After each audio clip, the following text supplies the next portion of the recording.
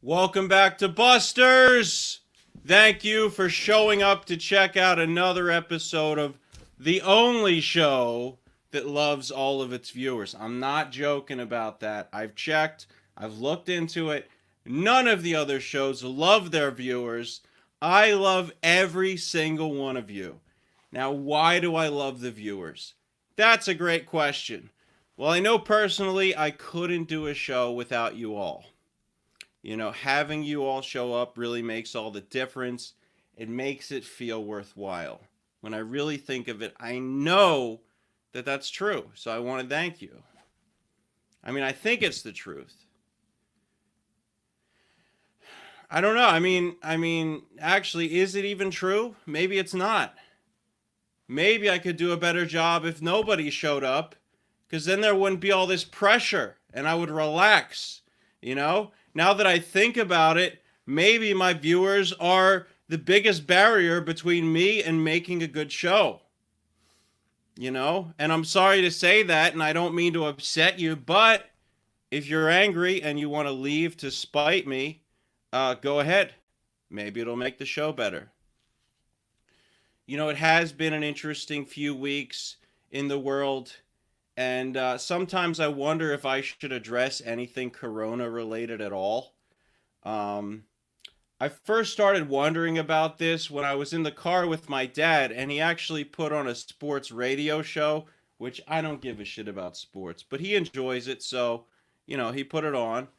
And the hosts and the callers were talking about anything but corona. No mention of corona whatsoever, which I was in the store earlier and I did see very few sales of the corona beer. A lot of people buying other brands. They really seem to think somehow if they buy the corona, they're going to get corona. It's silly, but it's just how it works. So, anyway, we were listening to the talk radio, the sports talk show, and it was all just sports talk. It's like it was happening outside of anything else that was happening, totally outside of this crazy reality that we live in. And it made me think that, maybe when people tune into Busters, they don't want to hear us talking about COVID, corona, all that kind of shit either. Um, I don't generally like to constrict content or conversation had on the show. It just seems like it would be, maybe of the most respect to the viewers to give you all an escape from the stresses and the craziness of the real world instead of diving deeper into it. Maybe I'll check in with the viewers and see what you all think. But one idea I did had is I'm still probably going to write down any jokes or observations and ideas related to Corona. Maybe I'll just shelve them and keep them to myself. Maybe they'll never see the light of day and you'll have to get them in the special bonus DVD of Busters. Who knows? But maybe I'll talk about them. I don't know. But, I am going to break my rule for a second and talk about Corona. Um, I realize I don't care too much about dying from it. I don't want the negative, I don't want the suffering, but I don't want to get it though. I don't want to get corona because I don't want my family members or my girlfriend or anyone else to get it from me. But besides that, I don't really fucking care about corona. And that doesn't even mean I want to die. It just means I guess I don't, I guess I'm not afraid of dying. I don't know. But being around my parents, it makes me feel like I'm seeing how retarded they are. And I'll get more into that in the future. I definitely think something's going on with my dad. And I still worry, like, are my parents going to tune into this at some point? I really don't know.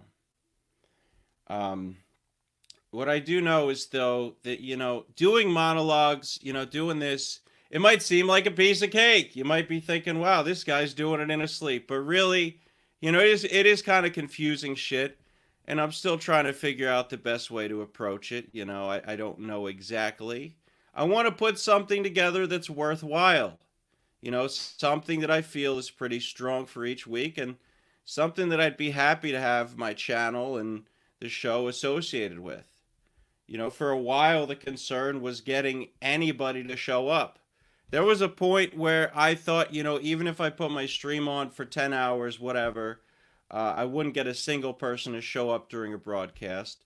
But, now we're getting, sometimes 50, even 60 live viewers at a time. And that's pretty cool. It's nothing, it's not huge, but compared to, originally thinking nobody was going to tune in, it's kind of cool. It's more than I had. My audience for streaming is probably larger than my stand-up audience ever was. So you know, it is what it is. I hate saying it is what it is. What a fucking shallow, meaningless phrase.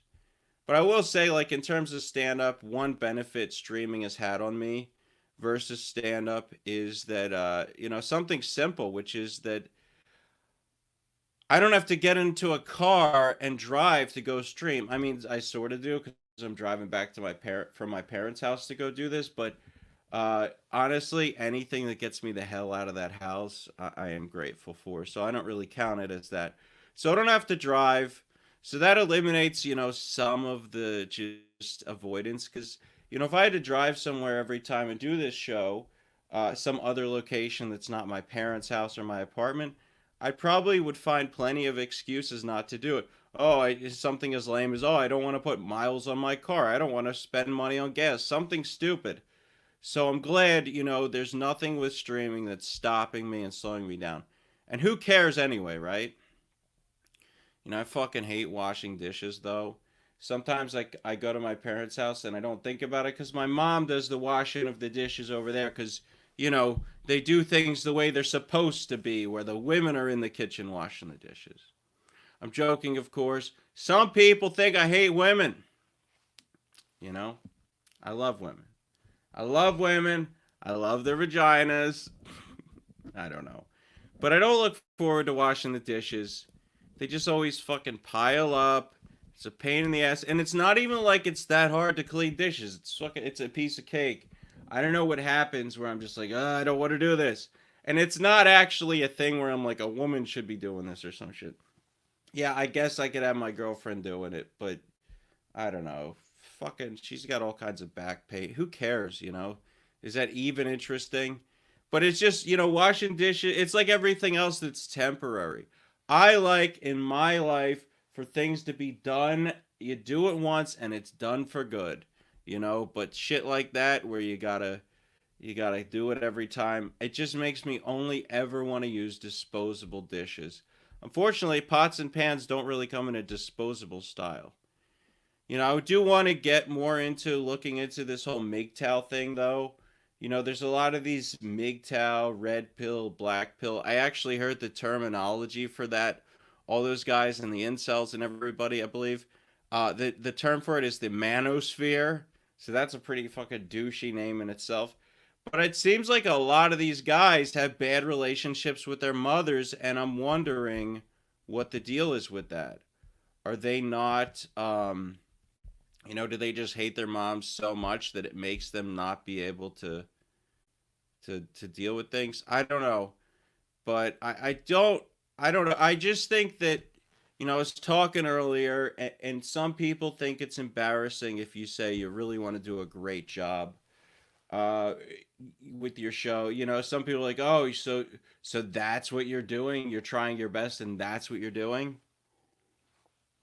But I think we just live in a world where it's embarrassing to try. And as corny as it is to say, I think it's embarrassing not to try. Why show up if you're not going to put your best foot forward? Seriously. Why do it? Why waste your time? Why waste everyone's time? I think what people really mean when they say it's embarrassing to try is it's embarrassing to try and have it look very obvious that you're trying. For people to see that, oh, you're going for something and you're really missing it. But the truth is, the person who's cringeworthy to you, who's trying to do something and failing really badly at it, yes, they have video and photographic evidence that they're an embarrassment, maybe, but you don't have anything because you've just been sitting at home. So the person out there embarrassing themselves, at least they're going for something. And I kind of feel that way about the streamers. There's some streamers who are really against stand up. They think they're above stand up comedy. I won't mention any names, but there are streamers who think they're above stand up comedy and they think comics suck and that they could do a better job. And my question to these people is, these streamers, these wonderful people, is if you really think that stand up is so easy and you could be better than anyone out there, why aren't you out there pursuing that right now? Wouldn't it be an easy path to fame and money if you could be so great at it? You know, people watch basketball players, NBA players on TV and they think, that's fucking really difficult. That's why I'll never be a professional athlete. But if you were watching it thinking, dude, I could do that. I could easily become an NBA player. Then why wouldn't you? If it actually seemed that easy. So I feel the same way about this. If they feel like they could be great at stand up, then why the hell aren't they out there doing it? I don't understand. Speaking of jokes, I thought a joke. Occasionally, I will think a joke is so good that it's worth texting myself to save for the show or for stand up or whatever. And I texted myself a joke from my girlfriend's phone. And when I got it on my phone, two of the auto reply options had ha ha in them, which means that it automatically recognized that I sent a joke. Which I'm glad it didn't say boo as one of the auto suggestions. I guess Google wants to be polite. Or it thought my joke was great. Maybe I'll go with that and assume that Google thinks that I am a pretty funny person. I don't know. Uh, but if computers can recognize jokes, which that's what that means, right? It knew it was a joke. Can they write jokes and can they make jokes that are as funny as comedians? I do think it's interesting. It's one thing to see comedians on television and in movies and on streams and stuff like that. But when you realize, there are some people who go throughout their life with the comedian personality 24/7 and they treat things like a joke, even the important things. And I'm starting to think that maybe not 24/7, maybe I'm not 24/7 in comedian mode. There are plenty of times when I'm taking things seriously, but mostly a lot of real life shit like, it's probably not a good idea for me to be drinking cough syrup all the fucking time, which by the way, in case you're wondering, I am not drinking cough syrup for this show. So we'll see how it goes, but yeah, some people are pathological comedians, which is interesting. I wonder if we were to get those people on the stage instead of ruining their life, if they could change things. But that would require going deeper into and really thinking about. I was thinking though, what if Corona causes us to have lower carbon emissions? Like, what if the solution to global warming, climate change, etc., is the coronavirus? Because so many companies are closed down, so many people aren't out driving and doing their usual things. So maybe they actually won't be doing things contributing to global warming, and then maybe the world will actually last longer because we were afraid of it ending shorter. But what do I know? I'm just a fucking part Jewish genius. It is weird going to other people's houses. Like, I've been spending the last several days at my parents' house, actually coming back.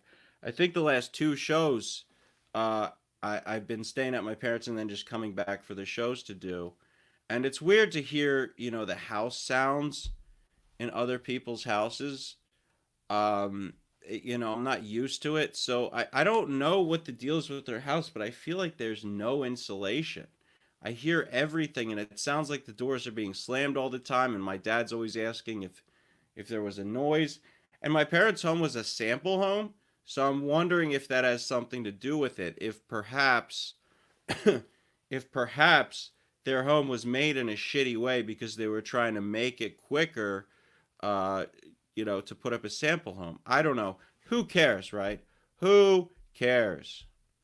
I do kind of, I've noticed, some people say, and I've said it on the show sometimes, I want to stop saying I don't know. It's great to live life and understand that you're not certain, but it just feels like it's I don't know, it's getting to be a bit much. It's hard though. It's hard to listen back to a show because you can never really objectively see yourself. You can try, but you'll never succeed at it. Um, it's just something that's never going to work. I think that it's interesting though. People are doing everything that they're doing. Some people, like my parents, are lighting candles. I don't like it though. 2 episodes ago, Jarva and Russell, I believe Russell Cook, they were both talking about how it seemed like a candle of mine was going to fall over and possibly burn everything. And I was like, whatever, who cares? But then recently, I found out that, there was some fires at my parents' house 2 times, 2 candles burned, and there was a disaster there. And then we had a fire here. So there's fucking fires everywhere. So I am much more worried now. I'm taking it seriously. I want everybody to know that. All right. So now let's get into the show here. You've heard enough of me. Let's play a song, and then we'll bring in the great Russell Cook. Here we go.